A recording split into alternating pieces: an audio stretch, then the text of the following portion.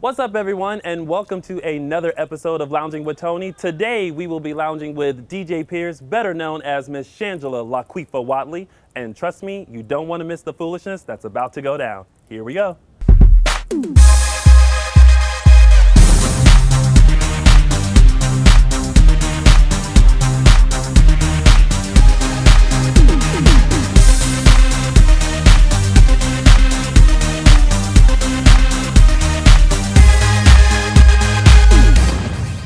Hey everyone, and welcome to another episode of Lounging with Tony. Today we are lounging with no other than Mr. DJ Pierce. All hallelujahs in the building. Right?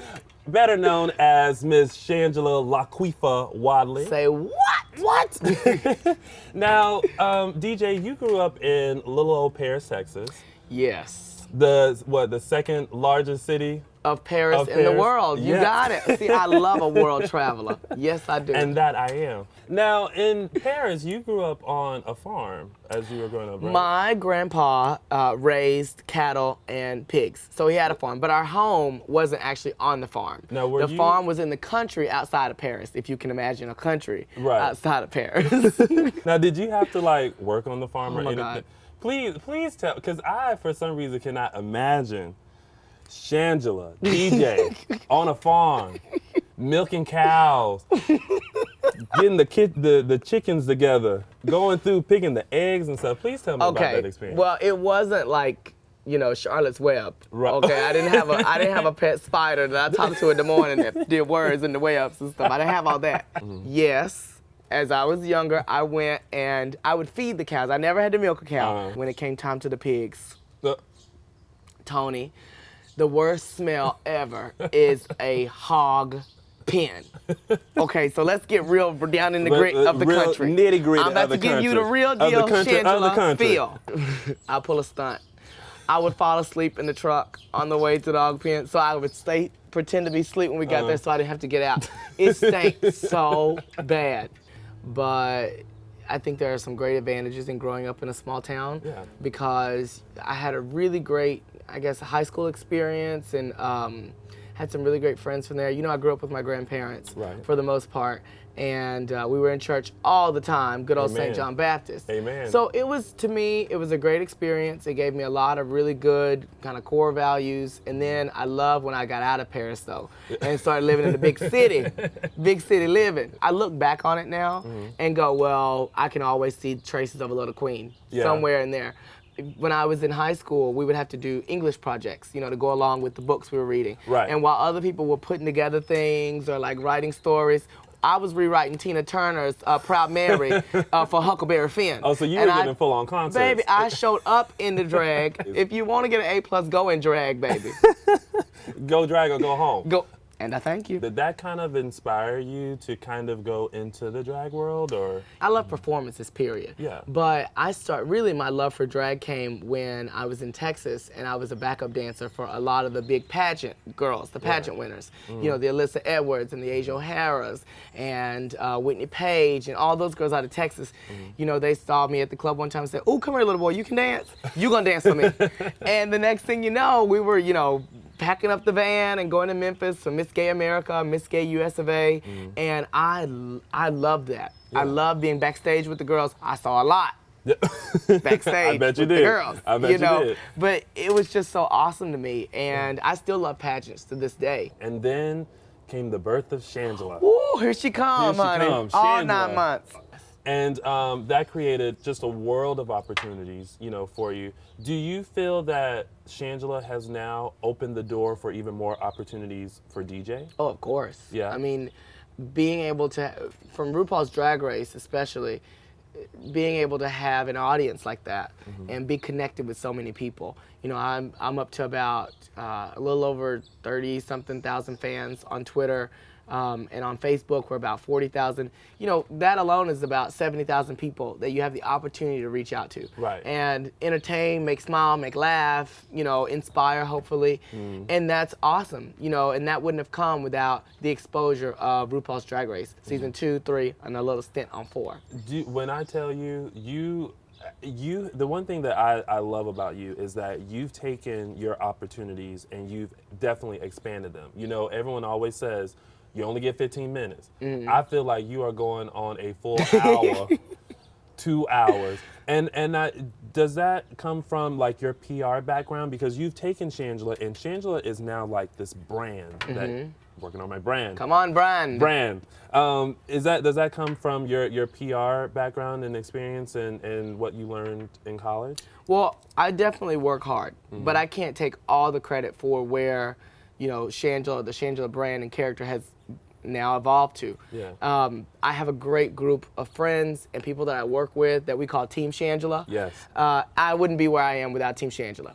It's one person can't do it all. Right. You know, especially if you have big goals like what we have. What has your family's response been to Shangela and all the success that you've had with Shangela? Because I mean, you started out with Shangela 3 years ago. Yes. And since then, you've been on Drag Race, you've been on Community, you've been on FX's Terrors. Yeah. You've done a lot, you know, in this short amount of time that you've done drag. What has their response been to you regarding all that? Well, you know, they always love to see their baby on TV. Right. My grandma had gotten, one of our family members had printed off all these photos of me from Shangela.com and Facebook, and took them to my grandma and go, did you see this? Did you see, you know, what DJ's doing? He's living as a woman in Los Angeles, and now he's on TV as a woman. And, you know, my grandma didn't know what was going on. She thought that I was going to the grocery store with the wig on. You know, they don't see you, they don't know what's going on. Stepford Whitefish. Exactly. So I called her, and at one part I was like, oh my God, how could, you know, my family members be so mean to do that to me? And it's kind of like a drag and coming out is kind of like another outing, basically. Right. And it opened the opportunity, though, for a conversation with my grandma. And I said, Graham, it's not, you know, that I'm becoming a woman, although, you know, those who want to become a woman, I would 100% more power to you. Right. That's not what I was doing. Right. Drag for me is a character.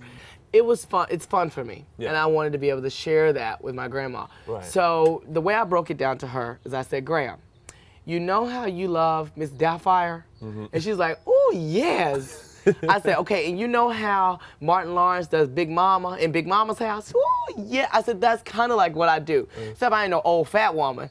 You know, I'm a little more fierce than that. But, and then she got it. I said, it's drag, it's a character. It's like acting for me. And she's like, oh, I love Miss Doubtfire. And now you can't get her to stop.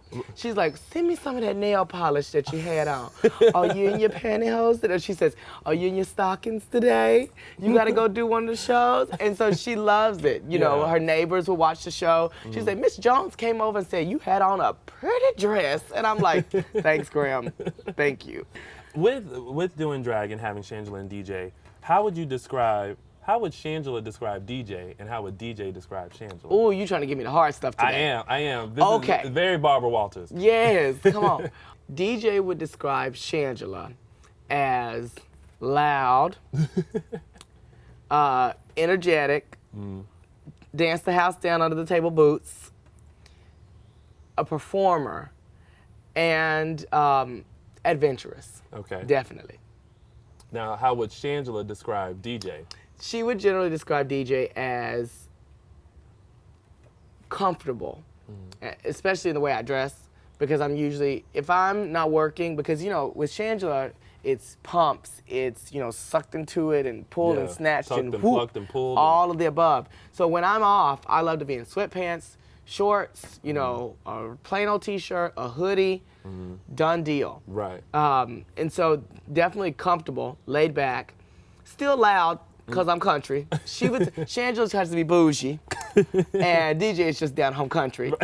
And definitely even quiet sometimes, because so much of what I do now is on a stage, and it's loud, and it's performing, it's auditioning, it's getting into different characters. So when I'm by myself, I love to read. I just finished reading Girl with a Dragon Tattoo. Okay. And now I'm on the second book, The Girl Who Played with Fire. So I love to do that and have those moments. You know, I love to hang out with my friends, but I also love my me time. Right. So in just a few minutes, we are going to have the Hallelujah for Chicken Challenge right here with DJ Pierce. What's the Hallelujah for Chicken Challenge? You'll find out. And trust me, y'all don't want to miss it. Make sure you stick around. There's more Lounging with Tony to come. On the next Lounging with Tony, It's all about style as I lounge with celebrity stylist Alejandro Peraza as we discuss the latest trends and must-haves in fashion. Then, we take a peek into the closets of two Lounging with Tony viewers to show them how to keep up with the latest trends using items from their closet. It's all on the next Lounging with Tony. All right, everyone, welcome back. It is now time for our Hallelujah for Chicken challenge with no other than DJ Pierce. Okay, I'm ready. Before we do this, let me explain how this is going to work. Okay. We're going to start here. We're going to run down to the table, and you have to put in a two-piece, a biscuit, and a side into your Popeyes tray, and get it back here first. Okay? Now the two pieces include a leg and a thigh, so you can't grab two legs and call it two pieces. It's a leg and a thigh. Baby, you ain't gotta tell me about a two-piece. Oh, because you know all about the two pieces. I know about the two-piece. Okay. Now, do we get to eat the chicken? We'll discuss that in a minute.